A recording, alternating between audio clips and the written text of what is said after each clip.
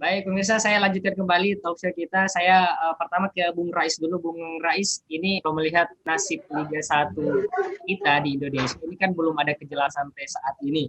Katanya kemarin tanggal 26 seperti Bung Sule tadi katakan, dijanjikan akan ada informasi kejelasan, tapi sampai saat ini belum ada kejelasan.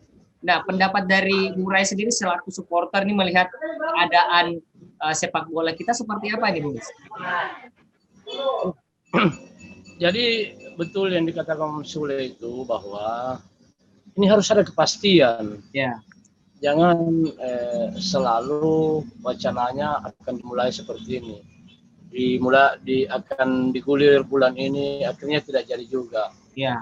Artinya di sini kan banyak yang dirugikan, baik pihak manajemen maupun pihak sponsor. Persoalannya kita sudah melakukan sampai harus mengumpulkan lagi pemain dan harus lagi dibawa ke Jogja pada saat itu. Nah, sampai di sana juga tidak jadi juga. Ya. Loh, ini kan persoalan izin. Jadi PT Liga dengan pihak kepolisian maunya bicara apa sampai apa penyebabnya sampai memang ini liga tidak bisa bergulir kembali. Sementara kan betul yang dikatakan tadi Bung Sule bahwa tetangga kita kan sudah bisa melakukan dengan sistem menjaga protokol kesehatan segalanya sampai segalanya. Jadi memang harus kita tahu proses betul. Di Indonesia tidak bisa, ya sudah kita supaya manajemen bisa fokus kembali untuk merekrut pemain, untuk mengatur kontrak kembali. Ya. Saya yakin pemain-pemain juga jenuh ini tanpa ada liga. Gitu ya. Persoalan latihan mungkin ya dia tetap akan menjaga kesehatan masing-masing dan tetap menjaga fisik. Saya yakin itu. Saya kira seperti itu, Om Sule. Baik, terima kasih Bung Rais. Saya ke Deng Uki dulu. Deng Uki, ini melihat kondisi Liga 1 di Indonesia kita, ini memang sangat miris juga ya, karena negara tetangga Malaysia ini sudah ada juaranya. Ini kita belum, jangankan juara gitu, jangankan mau nonton bareng, ini pertandingan aja belum tentu ada gitu.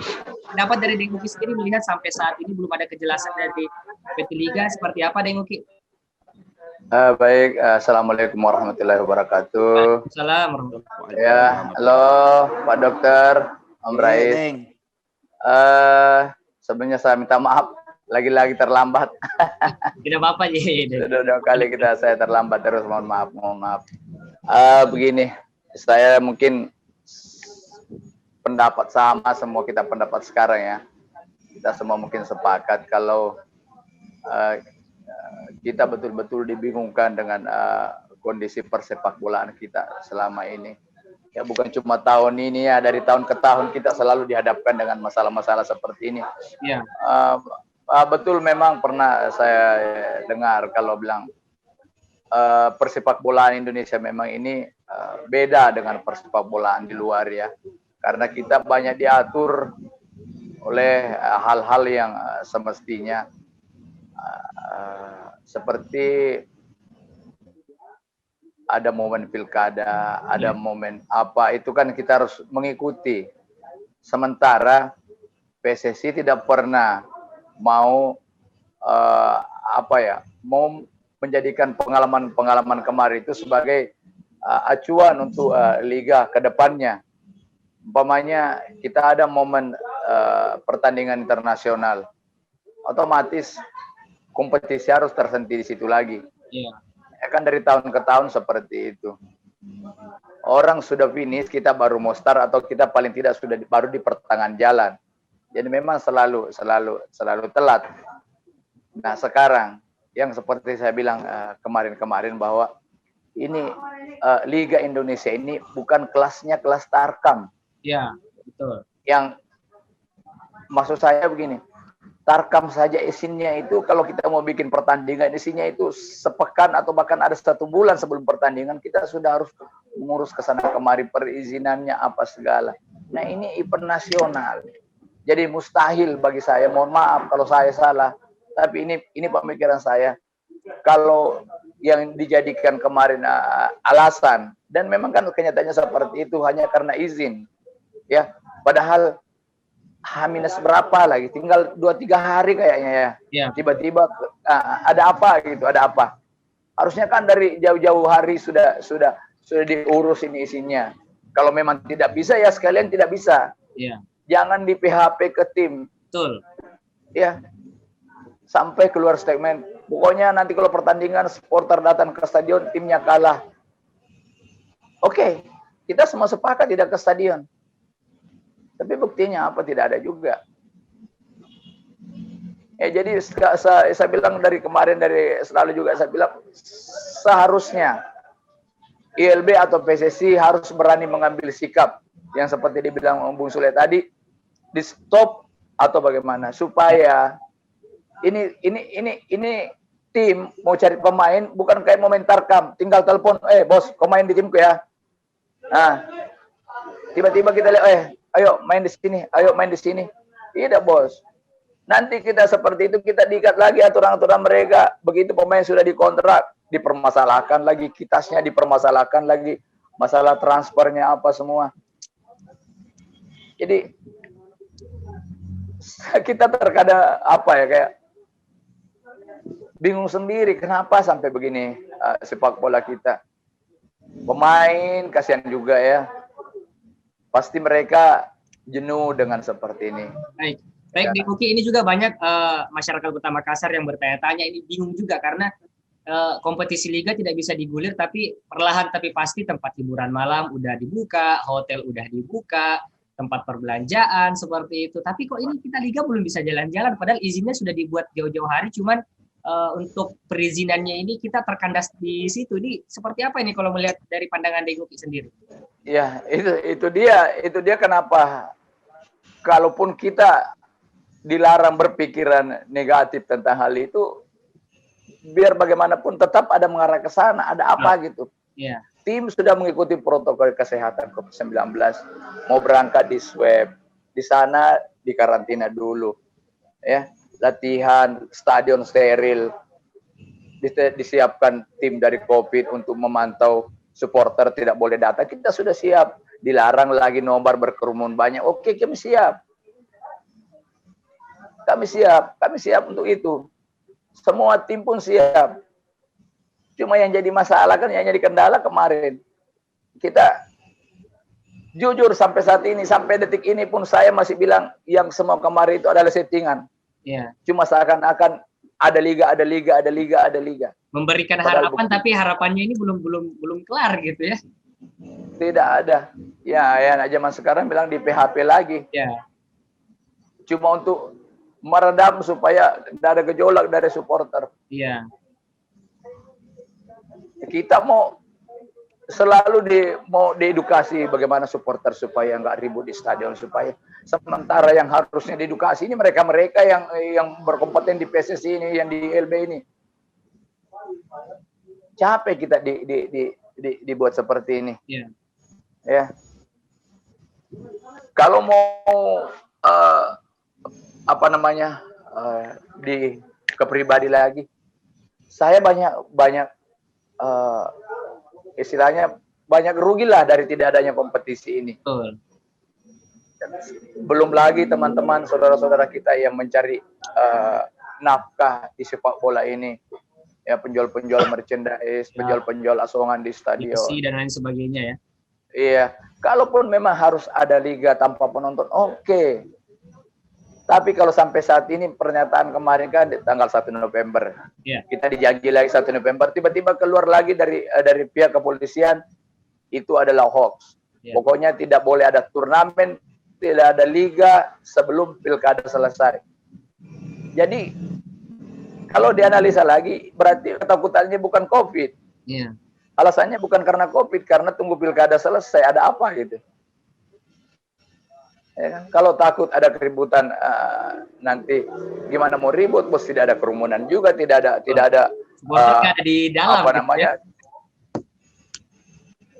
Jadi mudah-mudahan seperti harapan saya dengan Bu Sule tadi, harusnya ya PTLB dan PSSI harus berani mengambil sikap stop liga ini supaya tim-tim bisa mempersiapkan diri lebih matang lagi.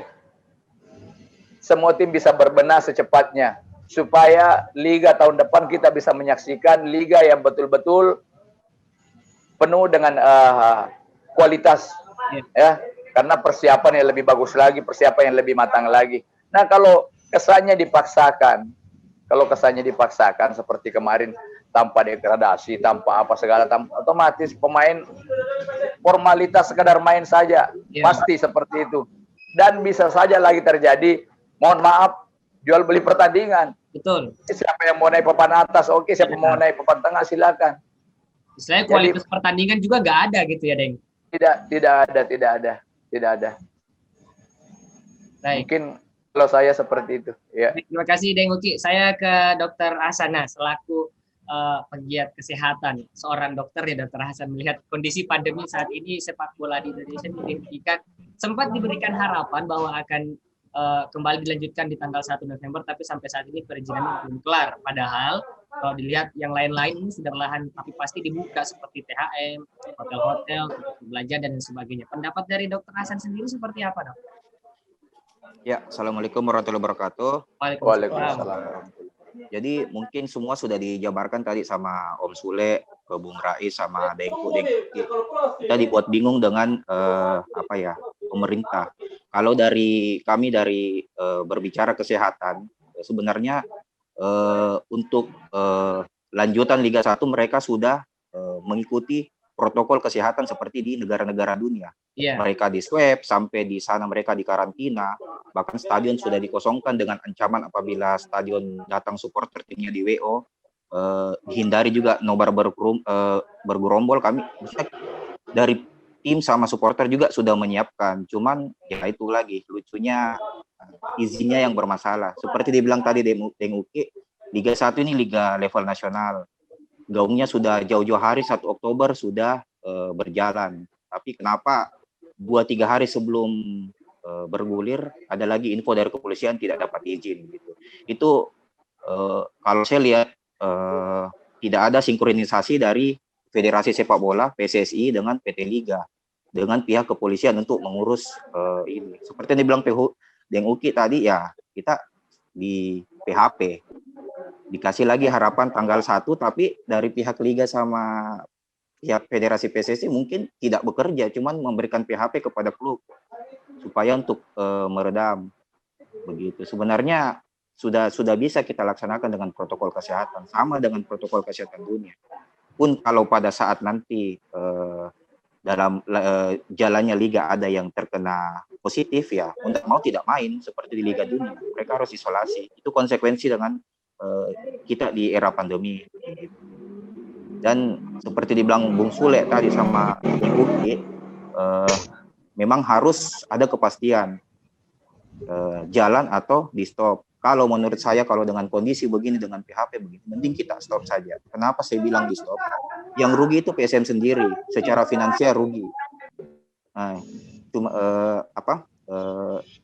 banyak yang dirugikan kalau di stop, dari pemain, dari pedagang asongan, penjual merchandise, semua rugi kalau tidak jalan liga. Cuman dampak lebih besarnya mungkin ke klub itu sendiri, klub dari PSM itu sendiri. Bisa jadi kalau dijalankan tetap jalan latihan tapi tidak ada kejelasan juga, ya pemain meminta hak untuk digaji tapi tidak ada pertandingan, ya yang dampak besarnya itu ke PSM sendiri, ruginya di PSM sendiri mungkin kalau saya lihat. Baik Dr. Hasan, berarti menurut Anda dengan adanya protokol kesehatan yang berlaku ini juga untuk penempatan lokasi pertandingan juga sudah dipindahkan, bukan lagi contohnya PSM Makassar sudah nggak bisa main di Makassar, dia main di Jogja. Berarti ini sudah bisa dikategorikan aman seperti itu ya Dr. Hasan. Jadi kalau untuk iming-iming tidak boleh karena COVID, ini gimana ini, Dok?